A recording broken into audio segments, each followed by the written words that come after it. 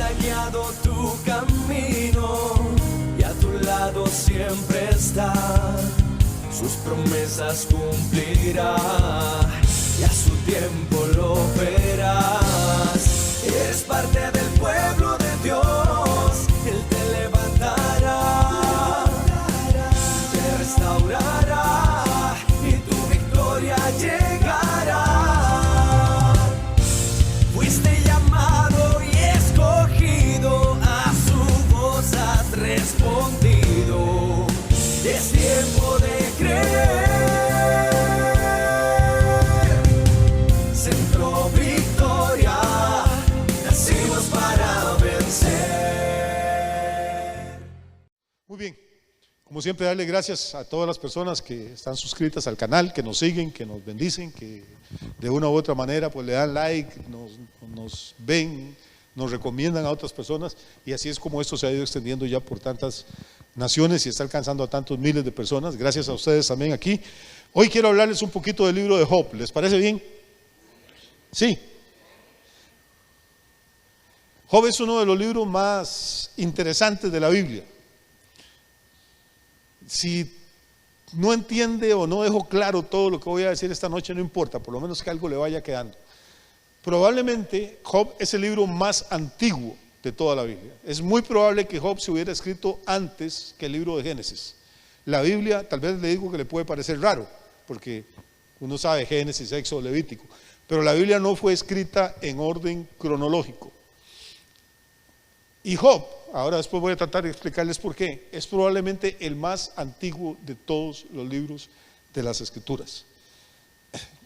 Si usted llega al final del libro, que son como 40 y pico de capítulos, al final del libro dice que Job vivió después de todas las cosas que le ocurrieron, que sabemos que le ocurrieron, vivió 140 años más. Entonces, Job pertenece a una época de los patriarcas casi que antes del diluvio, cuando la gente vivía siglos. Ya en la época de Moisés, Moisés se muere de 120 años, Abraham muere de 100 y algo, pero antes del diluvio la gente vivía eso. Entonces, es un personaje interesantísimo. Es un libro, decía Fedor Dostoyevsky, un escritor ruso, que para él el mejor libro de filosofía que había leído en la vida era el libro de Job. Y yo creo que gente que nunca ha leído la Biblia ha oído hablar de Job. Ha oído hablar de Job, hemos oído de sus tragedias, hemos oído de su fidelidad a Dios, hemos oído de cómo al final Dios lo restaura, y tenemos una idea por lo menos aproximada de qué es lo que sucede en el transcurso de los capítulos de ese libro. Pero Job, siendo un libro tan antiguo, siendo un libro tan viejo, tiene un montón de mensajes muy prácticos para nosotros ahorita en el siglo XXI, y yo quiero empezar a hablar de uno de esos mensajes. ¿Está bien? ¿Sí? Yo sé que ya conocen lo que es la historia, pero hace un poco de tiempo, más o menos en 1759, para que se ubique en el siglo XVIII, año 1759, nace en Francia un hombre del que tal vez no hemos oído hablar mucho, pero que tuvo mucha importancia. Se llamó Joseph Fouché. Fue un tipo muy interesante.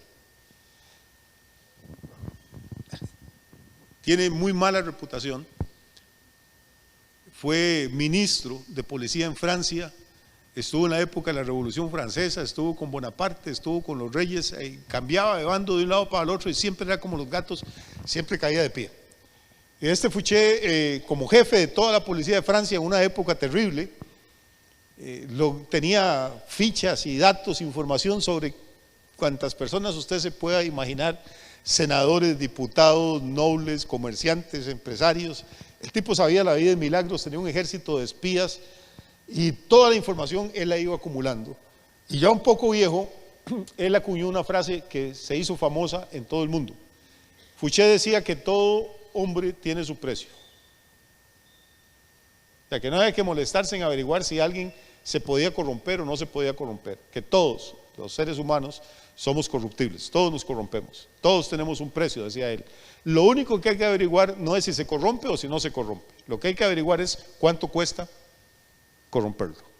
Y que una vez que usted averiguaba cuánto era el precio de un hombre y le pagaba ese precio, el tipo iba a traicionar a quien fuera, a hacer lo que fuera con tal de recibir lo que usted le había prometido. Y esa es la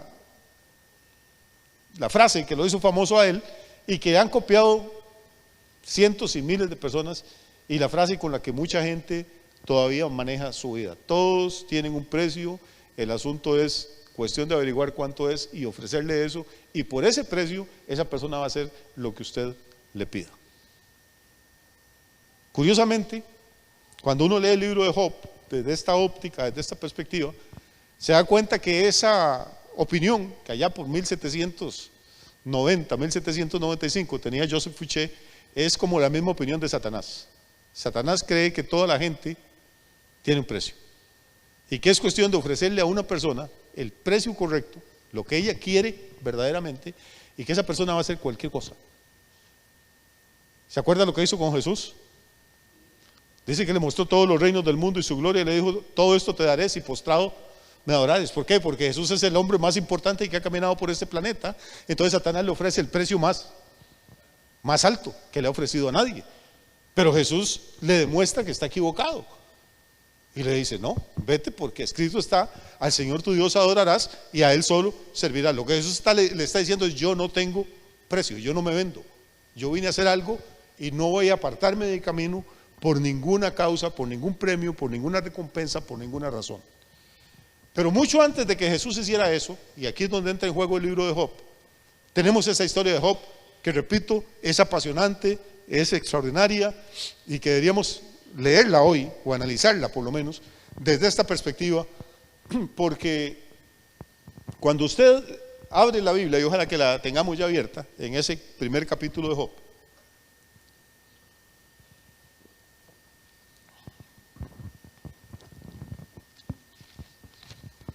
más o menos a la mitad de su Biblia está el libro de Salmos, y antes de Salmos está Job.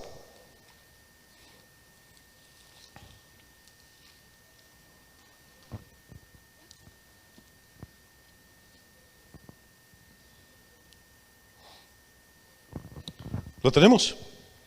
Vamos a leer desde el principio, porque la verdad es que vale la pena. Dice: hubo en tierra de Uz un varón llamado Job, y era este hombre perfecto y recto, temeroso de Dios y apartado del mal. Estamos hablando de Mesopotamia, en la tierra de Uz. Y le nacieron 7 hijos y 3 hijas.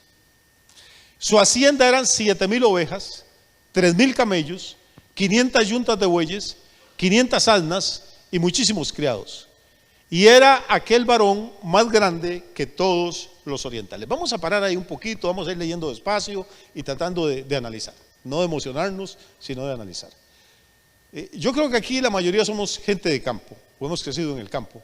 Tal vez no somos agricultores expertos o ganaderos expertos, pero por lo menos hemos visto vacas. No somos como los chiquitos de las ciudades que creen que la leche la producen los supermercados. Entonces, lo primero que usted nota es que el escritor del libro de Job está tratando de provocar en usted una imagen de la riqueza, del poder, de la influencia que tiene este hombre. No era ningún pobre, era un hombre inmensamente rico. ¿Por qué? Porque tiene 7,000 ovejas. Bueno, y no solo tiene 7,000 ovejas, tiene 3,000 camellos, tiene 500 yuntas de bueyes, 500 asnas y muchísimos criados. El tema no es tener 7,000 ovejas. El tema es cuánta tierra hay que tener para que coman 7,000 ovejas. El tema no es tener 3,000 camellos.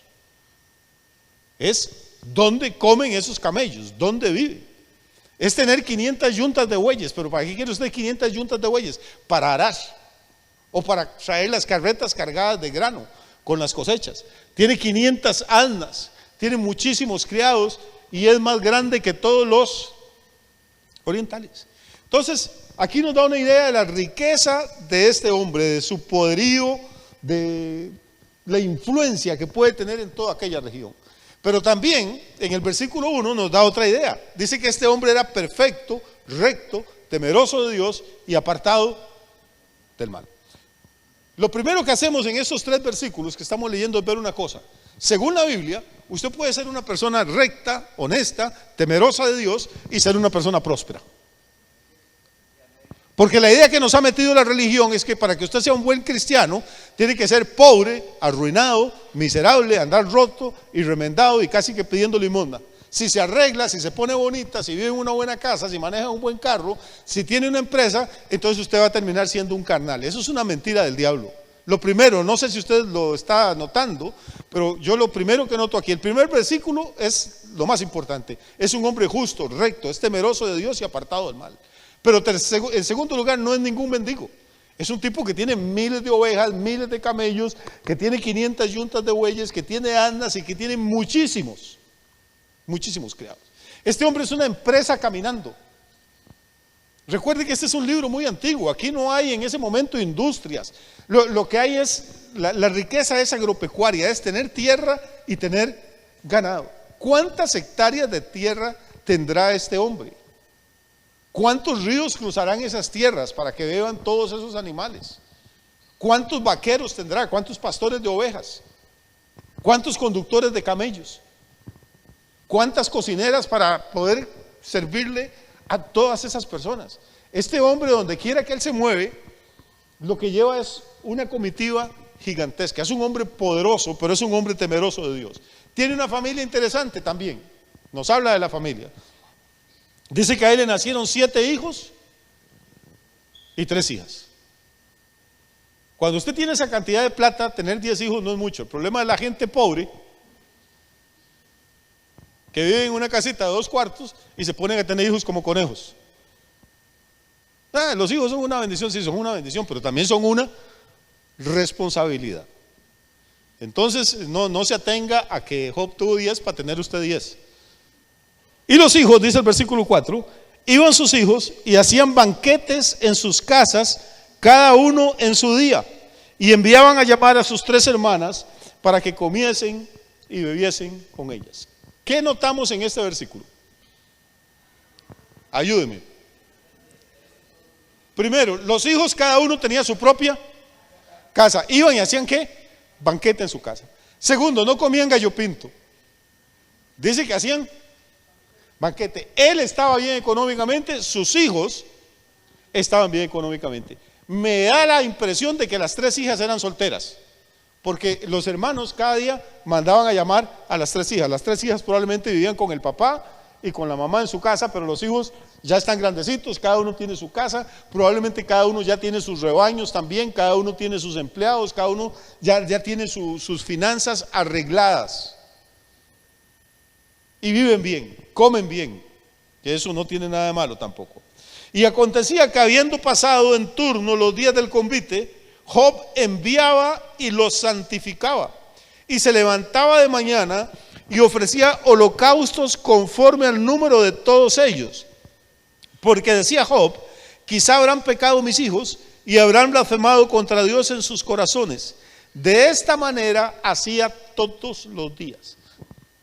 Trate usted, por favor, de meterse un momentito, no lea la Biblia así como por leerla, por salir del paso. Trate de ir metiéndose, de hablar con Dios, de hablar con usted mismo, de meterse en la película, en la escena, en el panorama, en la historia que el Espíritu Santo le está contando. Trate usted de imaginarse cuántas cosas podía tener en la cabeza un hombre como Job. Que le llegaban reportes de que si la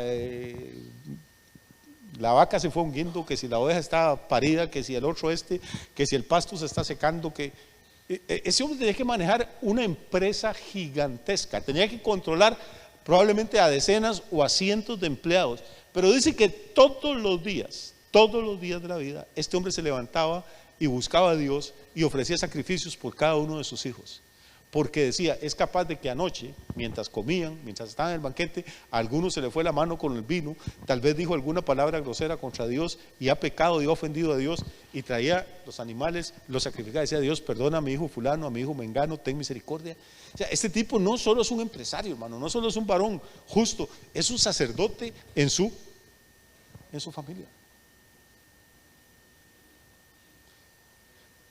A veces nosotros no tenemos, decimos que es que no me queda tiempo, pastor, a mí para leer la Biblia, es que era tanta cosa, hermano.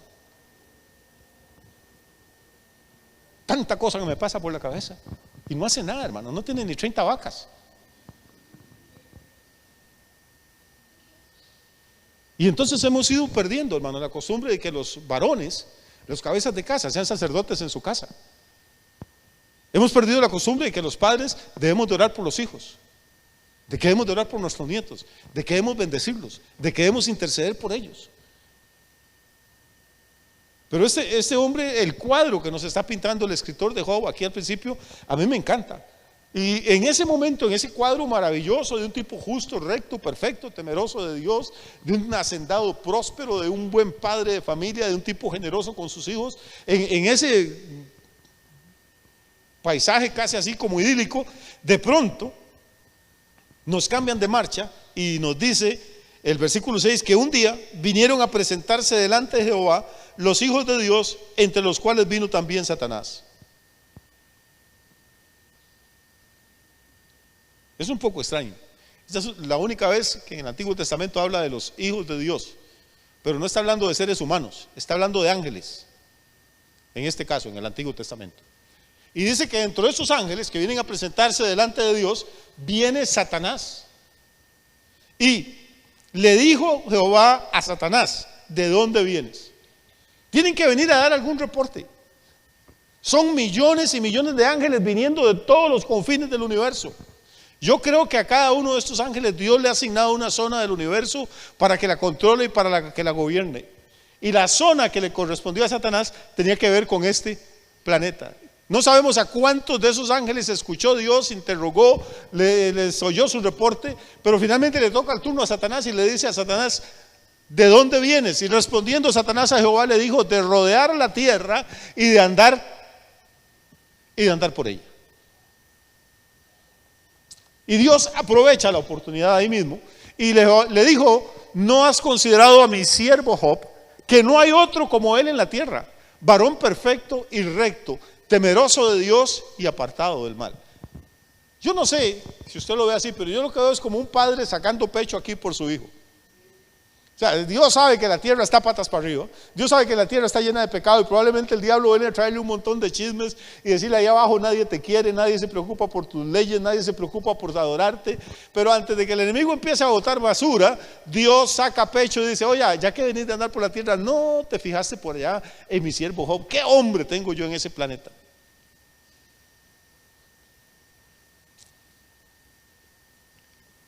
Varón perfecto y recto, temeroso de Dios y apartado del mal. ¿Y usted cree que el diablo se iba a quedar con la espinita de que Dios alabara a un ser humano y no a él, que había sido un ángel tan poderoso? Verso 9.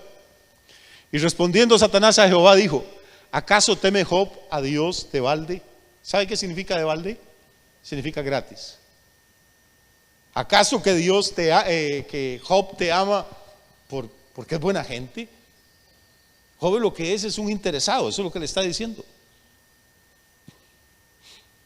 ¿No le ha acercado a él y a su casa y a todo lo que tiene? Al trabajo de sus manos has dado bendición, por lo tanto sus bienes han aumentado sobre la tierra. Note. Pues vamos al versículo 9, por favor. Ahí, déjelo ahí. ¿Qué es lo que dice el diablo? Por favor, póngame atención, porque si no vamos a perdernos esta noche. Le dije que no nos íbamos a emocionar. Vamos a tratar de razonar un poquito, ¿está bien? Oiga lo que el diablo dice. Le dice a Dios: primero, Job no te teme gratis, es un interesado, no te teme de balde. Y te teme y te sirve y ora y hace todos sus sacrificios y ora por sus hijos por una simple razón. Dice: porque tú le has cercado alrededor a él y a su casa y a todo lo que tiene. ¿Qué significa has cercado? Le has puesto una cerca, le has puesto una muralla, le has puesto una valla, le has construido un muro alrededor de Job, de su casa y de todo lo que tiene. Ahora, esto no es una cerca de alambre de púas, no es una cerca de alambre navaja, hermano, ni es una tapia de cemento, es un muro espiritual. Es algo que los seres humanos no pueden ver, pero que los ángeles ven y que los demonios sienten. Alrededor de los hijos y de las hijas de Dios hay un vallado, hay un muro. Dios nos ha cercado, hermano. Y el diablo, aunque quisiera, destruirnos o matarnos no puede. No es porque le faltan ganas, es porque le falta poder. Él vino para robar, para matar y destruir. Si el diablo es tan poderoso y vino para robar, para matar y destruir, ¿por qué si usted todavía tiene salud, tiene casa, tiene carro, tiene familia y está vivo? ¿Usted cree que es porque usted es muy simpático? Si el diablo pudiera, lo mataría, lo arruinaría, lo tendría paralítico, lo tendría hecho una desgracia, porque esa es su naturaleza. Eso es lo que él quiere, pero no puede, porque el enemigo reconoce que en el mundo espiritual, los que están pactados con Dios a través de la sangre de Cristo, estamos rodeados por una muralla. ¿Entendemos esto? Que él no puede traspasar. Vamos a ir despacio, pero no solo eso. El diablo empieza a tirar acusaciones en el rostro del Señor y le dice: al trabajo de sus manos has dado bendición, por tanto sus bienes han aumentado sobre la tierra. Hay gente que dice que no, hermano, no, es que la prosperidad es mala y pues yo sé que hay un montón de pastores o predicadores, tal vez no son un montón, son 4, pero hacen mucha bulla, que viven hablando de prosperidad para quitarle la plata a la gente. Pero usted no puede, que por 4 o 5 personas que sean deshonestas, no puede negar que Dios quiere honrar y bendecir a las personas que son fieles y que trabajan, y que Él quiere bendecir la obra de nuestras manos, hermano. El problema es que alguna gente Dios la bendice y después se les olvida que fue la bendición de Dios la que los hizo llegar donde ellos están. Pero el diablo reconoce eso, hermano. Es que hasta Satanás entiende que Dios bendice la obra de nuestras manos para que nuestros bienes aumenten sobre la tierra. Sí, yo sé que entramos desnudos y vamos a salir desnudos, pero el problema no es cómo entramos ni cómo salimos, es mientras tanto va a andar desnudo también, y sus hijos van a andar desnudos. ¿Y qué se va a sentar? ¿A pedir limosna en una acera? ¿O usted quiere vivir bien? ¿Quiere tener una buena casa? ¿Quiere que sus hijos vayan a una buena escuela? ¿Quiere tener dinero para ayudar a los que tienen menos que usted? ¿Quiere tener para sembrar en la obra de Dios? Pues hermano, entonces necesitamos entender que la prosperidad es parte del plan de Dios para nosotros, aunque algunas personas ahora quieran negarlo. El enemigo entiende todo eso y dice: sus bienes han aumentado sobre la tierra. Y aquí viene el asunto, verso 11. Aquí viene el espíritu de Fuché. Vea lo que le dice. Le dice: pero extiende ahora tu mano y toca todo lo que tiene, y verás si no blasfema contra ti en tu misma presencia. Esto es exactamente lo que muchos siglos después dijo Joseph Fouché en Francia: todo hombre tiene su precio. ¿Qué es lo que Satanás le está diciendo a Dios? Job tiene un precio. El precio es que tú lo has mimado demasiado, lo has chineado demasiado, lo has bendecido mucho. Quítale la bendición y verás que ese hombre no te ama a ti, lo que ama es lo que tú le has dado. Y es que hay una cosa, hermano, una cosa es amar a Dios y otra es amar la bendición de Dios. Dios es una cosa, las bendiciones de Dios son otra cosa. El carro que yo manejo para mí es una bendición de Dios. Pues usted puede comprar 10, tal vez uno no sea, pero para mí es una bendición. La casa donde yo vivo, si usted tiene 20, tal vez no sea gran cosa su casa, pero para mí la mía es la única que tengo y es una bendición de Dios, porque me ha costado un mundo llegarla a tener. Pero una cosa es mi relación con mi casa, con mi carro, con mis bendiciones, y otra cosa es mi relación con Dios. ¿Entendemos eso? Y lo que Satanás está insinuando es: el precio de Job no es tanto, quítale las vacas, quítale las burras que tiene, quítale las yuntas de bueyes, quítale los siervos que tiene, y vas a ver que ese hombre a ti no te quiere, lo que quiere son tus bendiciones. Se va a volver y te va a maldecir, va a blasfemar en tu propia presencia. La teoría del enemigo es que todos tenemos un precio, y lamentablemente, hermano, muchas veces acierta. Hay gente que el precio simplemente es una mujer.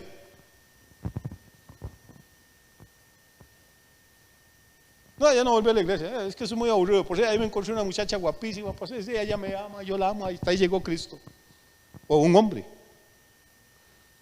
Ahora tengo un novio que viera qué hombre más bueno, guapísimo y todo, pero a él no le gustan las cosas del Señor. Entonces yo, para evitar problemas, pastor, mejor no vuelvo. Eso es todo. O sea, el diablo lo compró demasiado barato. Hay gente que está en oferta, hermano. Hay gente que cambia al Señor por cualquier cosa, por una borrachera, por una fiesta, por un novio, por una novia, por un problema. Hay gente que con que tenga un problema con un hermano en la iglesia, podemos haber 1000 en la iglesia, pero si tuve una discusión con uno, ya no vuelvo a la iglesia. Eso es el Cristo que conocen, eso es lo que entienden del Evangelio nada más. Son demasiado baratos, son como la gente que Fouché conocía. Tienen un precio, unos más baratos, unos más caros. Pero cuando uno llega y se encuentra esta historia de Job, lo que se da cuenta es que Dios está tan convencido de lo que está diciendo acerca de su siervo, que en el versículo 12 Dios hace algo terrible. Y esto es muy fácil de predicarlo, pero créame que no es fácil de entenderlo. Versículo 12 le dijo Jehová a Satanás: he aquí, todo lo que tiene está en tu mano, solamente no pongas tu mano sobre él. ¿Qué es lo que Dios le está diciendo al diablo? Ok, quiere que juguemos, quiere que probemos a ver la clase de hombre que yo tengo abajo. Yo estoy convencido que ese hombre no tiene precio, que no se vende. Vamos a hacer una cosa, le dice Dios: voy a quitar el cercado, voy a quitar el vallado, lo voy a levantar, voy a abrirte un portón, entra y te doy permiso que toques todo lo que tiene. Hermano, y toque todo lo que tiene. Aquello fue una catástrofe. Todo lo que tiene es que se pierden las ovejas, se pierden los camellos, se pierden los bueyes, se pierden las asnas, se pierden los empleados, se mueren las 7 hijos y las 3 hijas. Es como si el infierno entero hubiera abierto las puertas sobre la vida de este hombre. ¿Qué mal ha hecho Job, hermano? El tema de este libro es el sufrimiento de los justos, el sufrimiento de los buenos. Cualquier persona, aunque no sea cristiana, simplemente uno se lo pregunta. Si usted nunca se lo ha preguntado, pues lo felicito. Pero cuando uno le dice: mire, una señora que viene a la iglesia, tiene 2, 3 hijos, hermano, le da cáncer y se muere, y oramos y ayunamos, y uno dice: pero Dios, ¿cómo es posible? Y a la par de esa señora vive un impío que es un narcotraficante, que es un desgraciado, que es un blasfemo, hermano, y cada día está más gordo y más cachetón. O sea, usted nunca se ha preguntado por qué pasan esas cosas. Si nunca se lo ha preguntado, pues lo felicito. Usted es una persona de mucha fe, pero yo sí, seguro yo soy muy carnal. Y no, pastor, y no estará blasfemando. No estoy blasfemando, hermano. Dios le dio cerebro para que usted piense. Y la gente todo lo arregla. Oye, hermano, la voluntad de Dios, lo que Dios quiera, y ya con eso. Cuando uno ve que hay gente linda, que hay gente buena, que hay gente que ama al Señor, de pronto le empiezan a pasar cosas terribles.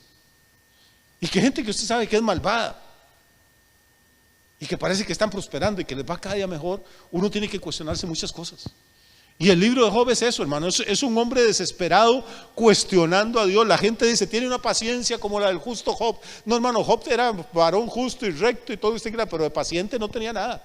Cuando todo esto se le viene encima, Job se desespera y le dice: Dios, para esto nací, mejor me hubiera abortado mi madre, maldito el día que yo alguien a darle la noticia a mi papá que yo había nacido.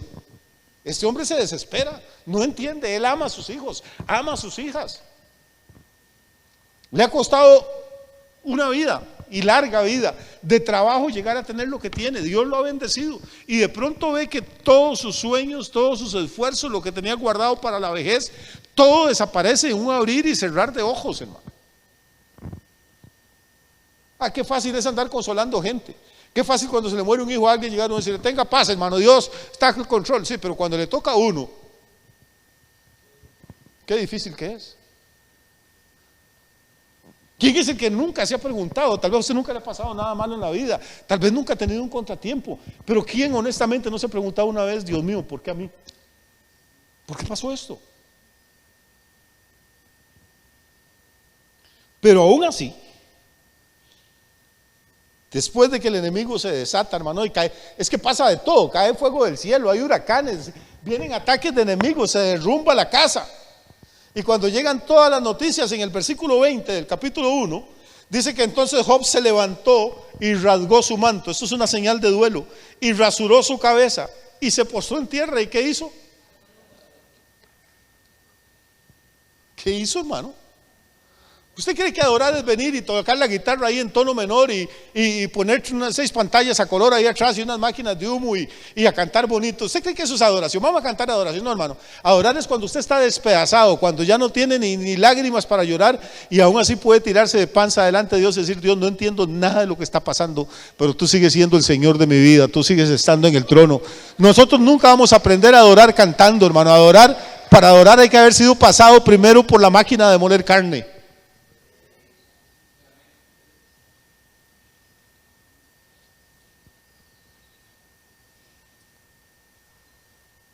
Se tiró y adoró, hermano. ¿Qué clase de hombre? ¿Sabe qué dijo Satanás que iba a hacer? Dice, voy a hacer tantas cosas tan terribles a este tipo que Dios ama, que te va a maldecir, va a blasfemar de ti en tu misma presencia. Y en lugar de blasfemar, Job se tira al suelo y adora. Todo lo contrario de blasfemar, adora. Este es un hombre que no tiene precio. Usted no lo puede comprar. Y después de que adora, dice en el versículo 21, desnudo salí del vientre de mi madre y desnudo volveré allá. Jehová dio y Jehová quitó, sea el nombre de Jehová bendito. En todo esto no pecó Job, ni atribuyó a Dios despropósito alguno. Capítulo 2, versículo 1. Aconteció que otro día vinieron los hijos de Dios para presentarse delante de Jehová. Y Satanás vino también con ellos, presentándose delante de Jehová.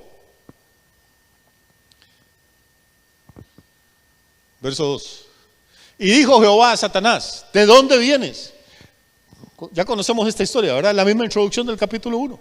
¿De dónde vienes? Y respondió Satanás a Jehová y dijo, de rodear la tierra y de andar por ella. Y Jehová le dijo a Satanás, ¿no has considerado a mi siervo Job? Que no hay otro como él en la tierra, varón perfecto y recto, temeroso de Dios y apartado del mal. Y ahora añade algo, y que todavía retiene su integridad, aun cuando tú me incitaste contra él para que lo arruinaras sin causa. Es que una veces cuando vienen cosas malas usted pregunta ¿por qué? Buscando una causa, hermano. Es que a veces no hay causa. No hay causa. Y ahorita vamos a tratar, si usted aguanta y no se duerme, vamos a tratar de llegar al fondo de esto, porque ojalá que nunca le haya tocado pasar por una cosa de estas y que nunca le toque. Dios ahora está, si acaso, más orgulloso que antes. Ahora dice todo lo que había dicho antes lo repite, pero dice, y aún retiene su integridad. Y lo que el diablo dice es, me equivoqué en el precio. Verso 4, y respondiendo Satanás le dijo a Jehová, piel por piel, todo lo que el hombre tiene, dará por su vida. Va a decir, me equivoqué en el precio. Es que tú me permitiste tocarle el ganado, los hijos, los empleados, las casas, pero no me dejaste tocarlo a él. Le pusiste una protección especial. Quítale esa protección y verás. Verso 5. Extiende ahora tu mano y toca su hueso y su carne, y verás si no blasfema contra ti en tu misma presencia. O sea, ya no me dejes tocar las bendiciones de Job, ahora déjame tocar a Job para que veas lo que le voy a hacer. ¿Y qué hace? Verso 6. Y Jehová le dijo a Satanás, he aquí, él está en tus manos, mas guarda su vida. Note por favor que hay una cosa muy interesante. Primero le dice, puedes tocar sus posesiones, pero no lo toques a él. Ahora te doy permiso que lo toques a él, pero no te permito que lo mates. ¿Entendí lo que le decía antes, hermano? Su vida y la mía no están en manos del enemigo, están en manos de Dios. No nos vamos a morir ni un día antes, nadie se muere la víspera, y menos si está en Cristo. Si Él pudiera, ninguno de nosotros estaría hoy aquí, estaríamos ya descansando todos, pero no puede. Dios tiene guardadas nuestras vidas. Pablo dice, mi vida está escondida con Cristo en Dios, hermano, y ahí nadie la puede tocar hasta que llegue el momento en que el Padre Celestial diga que es hora de irnos. Mientras tanto, no se preocupe. Él está en tus manos, mas guarda su vida. Hermano, Dios pone a este hombre justo, que aún retiene su integridad, en manos del diablo. Pero ¿por qué Dios hace eso? Y no crea que Job es una excepción. Una vez el Señor Jesús le dijo a Pedrito, le dijo, Simón, Simón, Satanás te ha pedido para zarandearte como a trigo. ¿Usted imagina que el Señor le diga eso a uno? Y Pedro era judío y conocía la historia de Job. Yo imagino que a Pedro se le erizó toda la cresta. Y dijo, pues Señor, dígale que no, dígale que no. ¿Y sabe qué le dice Jesús? Lo que le dice, yo he rogado por ti. No le dice para que no te zarandee, dice, he rogado por ti para que tu fe no falte. O sea, te van a zarandear, Pedro. Nada más que lo que yo hice fue pedir para que al final usted salga como Job, con la cara limpia, pero que le va a pasar, le va a pasar. Hermano, Satanás pidió a Job, Satanás pidió a Pedro, para zarandearlo. No nos va a pedir a nosotros. Pidió un varón justo, recto, perfecto, temeroso de Dios y apartado del mal. No nos va a pedir a nosotros que hasta que pasamos encandilados viendo tele en vez de estar leyendo la Biblia. Pidió un varón que intercedía por sus hijos todos los días y ofrecía sacrificios. No nos va a pedir a nosotros que a veces ni por los alimentos oramos, hermano. Y lo más triste no es que nos pida el diablo, lo más triste es que dice Dios: he aquí, lo pongo en tus manos, hágale. Qué diferente es esto, ¿verdad? Lo que le predican a uno normalmente. Y cuando uno está en la zaranda, hermano, usted piensa que Dios se olvidó de usted, y el enemigo viene y le empieza a hablar al oído y le dice: ¿para qué? ¿Para eso va usted a la iglesia? ¿Para eso cree en Dios? ¿Para eso ora? ¿Para eso lee la Biblia? Mire, ve, ya oraron por usted y no se cura, ya ofrendó y no prospera, ya oró por su mujer y cada día está peor, oró por su marido y está más duro de servir cada día. Y usted se marea, hermano. Es una noticia tras otra, es un golpe tras otro. Y ahora lo peor es que ya Job no tiene más posesiones que quitarle, lo que le queda es la salud. Y entonces viene el enemigo y Dios le da permiso para que le toque. Dice: toca su carne y su hueso y verás que va a blasfemar. Y el Señor le dice: aquí está en tu mano, más guarda su vida. Verso 7. Entonces salió Satanás de la presencia de Jehová e hirió a Job. Imagínense cómo salió de contento. Es que yo me lo imagino, el bicho ese, con una sonrisa de oreja a oreja, y dice: ahora sí tengo permiso. Salió de la presencia de Jehová e hirió a Job con una sarna maligna desde la planta del pie hasta la coronilla, la cabeza. Nada más. No sé si usted ha visto un perro sarnoso, un animal sarnoso, pues es una cosa terrible. De la planta del pie hasta la coronilla. La cara, los labios, hermano, las manos, no hay nada. Este hombre es una costra purulenta. No hay medicamentos en esa época, no hay cremas, no hay analgésicos, no hay nada que quite la picazón. El olor de aquella cosa sangrando, soltando pus. O sea, una llaga desde la coronilla hasta la planta de los pies. Una picazón desesperante. Se sienta en ceniza caliente con un pedazo de teja. Eso es arcilla, hermano, eso es como corta como vidrio. Se rasca de la desesperación que tiene. Y aún así no da el brazo a torcer y no blasfema.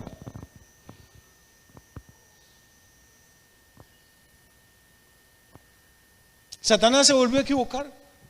Creyó que el precio con el que iba a apartar a Job era robándole primero las bendiciones, y no. Dice: bueno, vamos a ofrecerle algo más. Vamos a ofrecerle que le devolvemos la salud si blasfema. No, aquí estoy. Y cuando ya parecía que no le podía pasar nada peor, aparece la esposa.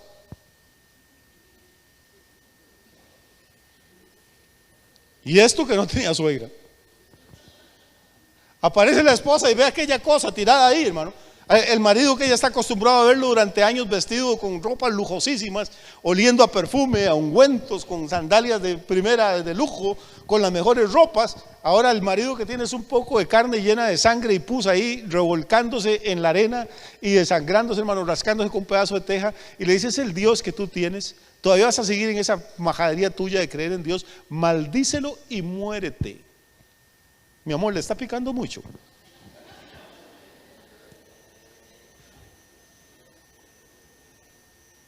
Maldice a Dios y muérete. Es lo único que le falta, hermano. La ayuda idónea, la compañera de vida que Dios le dio, la mujer que él ha cuidado, que ha mantenido, que ha honrado durante años.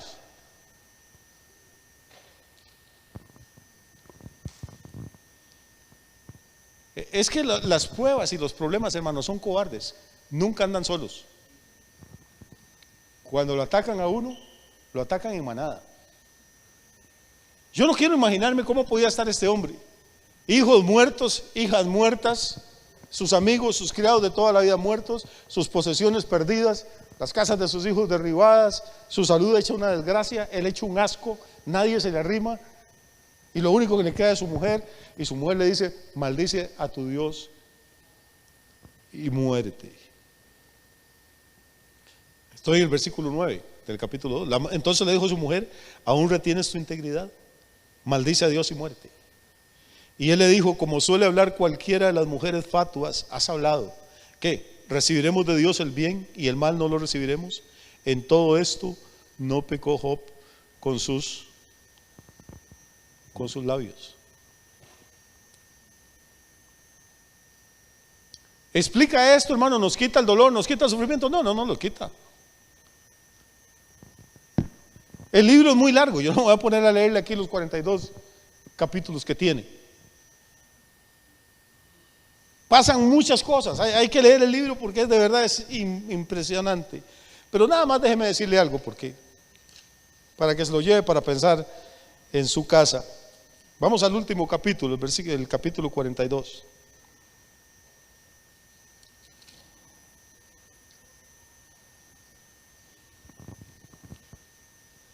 Hay una serie de diálogos entre Job reclamándole a Dios y Dios contestándole a Job.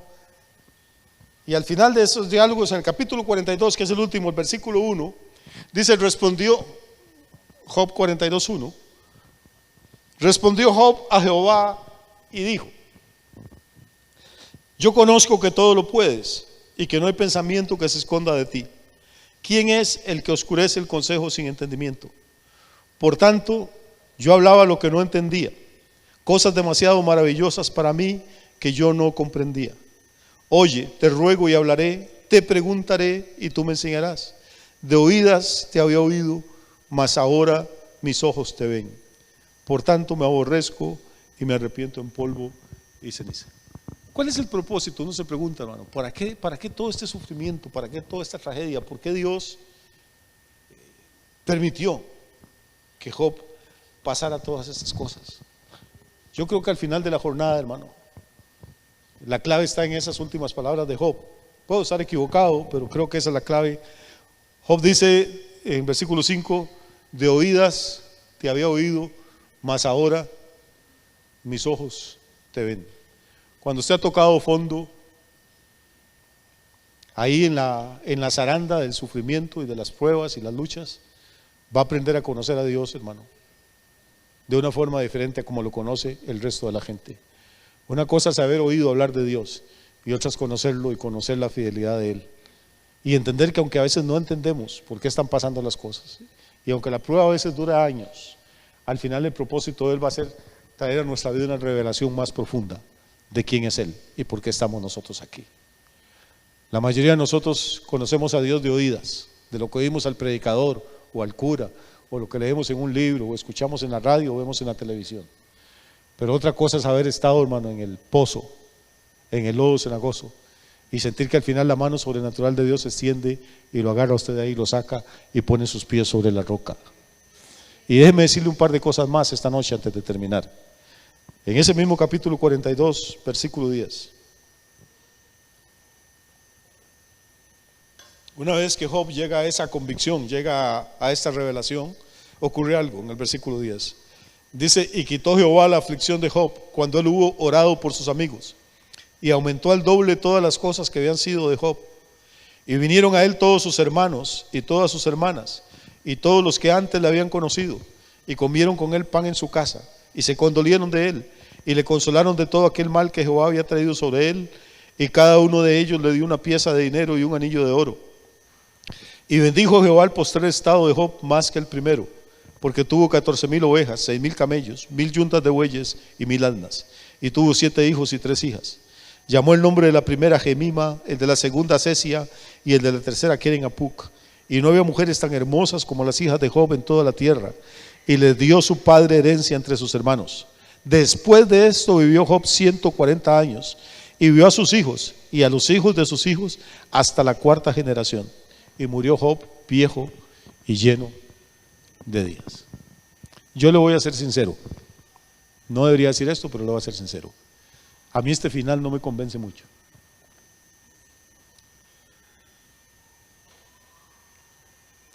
Entiendo que Dios en vez de 7,000 ovejas me dé 14,000, entiendo que Dios en vez de 3,000 camellos me dé 6,000, entiendo que Dios en vez de 500 yuntas de bueyes me dé 1,000, eso me encanta. Pero dice que Dios le dio 7 hijos y 3 hijas otra vez. Yo sé que cuando la gente lee eso grita aleluya, gloria a Dios. Repito, seguro yo soy muy carnal, hermano, pero yo prefiero que no me dé otros 3 hijos, quiero quedarme con los 2 hijos y la hija que tengo. Las ovejas no me importa que me las cambien, ni los bueyes, ni los asnos. Pero los hijos, por más chuecos que le salgan a uno, usted no quiere cambiarlos por ningún otro, ¿o sí? ¿Ah? Usted tiene un hijo medio rebelde y yo le digo, hermano, vamos a orar para que se muera ese carajo y que Dios le dé otro. Y usted dice, no, papá, déjemelo así mejor.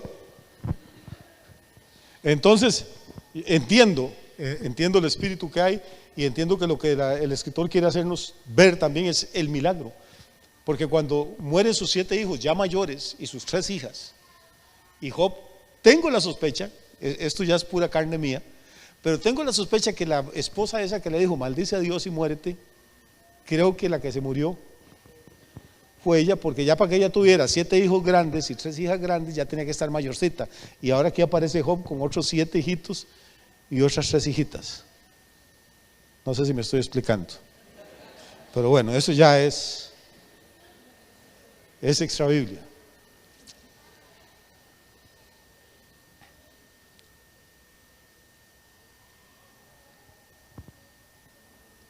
¿Cuál es, dijo Fouché, el precio de Job? Porque todo hombre tiene su precio. Job demostró que hay hombres y hay mujeres en el reino de Dios que no tienen precio. Ni el soborno, ni las pruebas, ni las tentaciones del mundo, ni las luchas nos van a apartar de aquel que nos llamó de las tinieblas a su luz admirable. Amén. Y eso es lo que más hiere a Satanás, porque él sí tuvo un precio. Él estuvo en la presencia de Dios, en la gloria de Dios, y lo vendió todo por el afán y el orgullo de ser el primero. Como él se vendió, cree que todos son como él. Dicen en España, juzga al ladrón, que todos son de su condición. Pero Dios está orgulloso de saber que en esta tierra, con todas nuestras luchas y problemas, con todos los dolores y aflicciones que hay en el mundo, hay hombres y mujeres que no lo van a maldecir, que no van a blasfemar y que van a permanecer fieles, venga lo que venga y pase lo que pase. Y hay gente que dice, como lo material no vale para nada, al final Job lo perdió todo. No, hermano, no lo perdió todo. Si usted lee el libro, dice que al final más bien terminó aún financieramente mejor de lo que estaba al principio. Así que podemos tener problemas materiales, podemos tener problemas financieros, podemos tener problemas económicos, pero si usted se aparta del Señor por eso, lo que está es dándole la razón al enemigo. Ese era su precio. Pero si usted sigue fiel a Dios, tarde o temprano, lo que había perdido va a volver a sus manos y va a volver multiplicado, porque ese es el Dios al que nosotros servimos. Amén. Termino con Santiago 1:12 y ya ahí lo dejo. Santiago 1:12. ¿Qué dice? Dice, bienaventurado el varón, y puede decir la mujer también, bienaventurado el varón que soporta la tentación, porque cuando haya resistido la prueba, recibirá la corona de vida que Dios ha prometido a los que le aman. ¿Ustedes creen que Job recibió la corona de vida? ¿Ah? Hay 2 cosas aquí, vean que son 2 cosas distintas. Una es la tentación y otra la prueba. No tengo tiempo para meterme a explicarlo, pero una cosa son las tentaciones y otra es la prueba. La tentación es algo que apela a nosotros, es algo que nos gusta, que quisiéramos hacer y que sabemos que no debemos. La prueba es algo que no nos gusta, que quisiéramos no estar ahí. Son 2 cosas muy diferentes. Pero Santiago la junta. Dice, bienaventurado el varón que soporta la tentación, porque cuando haya resistido la prueba, recibirá la corona de vida que Dios ha prometido a los que le aman. ¿Por qué junta las 2 cosas si son diferentes? Esta es mi opinión y con esta termino. Yo creo que cuando estamos en la prueba, viene la tentación. Y la tentación es apartarnos del Señor y renunciar a lo que hemos creído y echar para atrás. Esa es la tentación de Job. Eso es la carta que Satanás estaba jugando. Vamos a tocarle lo material y él se apartará. No. Vamos a tocar su salud y él se apartará. No. Vamos a echarle a su mujer encima para que se aparte. Tampoco. Cuando estamos en la prueba, la tentación es decir, ¿para qué voy a la iglesia? ¿Para qué oro? ¿Para qué leo la Biblia? Si entre más trato de acercarme a Dios, más feo me va. ¿No le ha pasado nunca? A mí sí. Pero si usted soporta esa tentación y en vez de apartarse se acerca y dice como dijo Job, aquí me quedo y aunque me mate, en él esperaré, al final va a recibir la corona de la vida y Dios va a restaurar lo que el enemigo haya dañado antes. Que Dios les bendiga, que tengan una noche muy, muy bendecida.